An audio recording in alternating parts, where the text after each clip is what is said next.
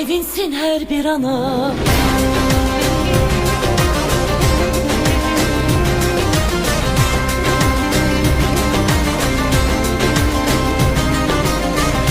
Sözü var, hürmeti var ülkelerin arasında. Böyle güzel, böyle zengin var dünyanın harasında. Veteninin mağrur gücü, özü değil ilhamı var.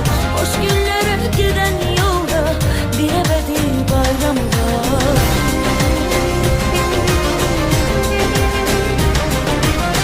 Her birinin öz yeri var, benim elim doğma diyar.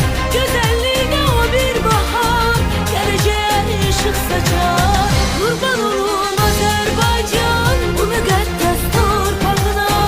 Akı bir evladına, koy sevinsin her bir ana. Kurban olun Azerbaycan, bu müqəddəs torpağına. Akı bir evladına, koy sevinsin her bir ana.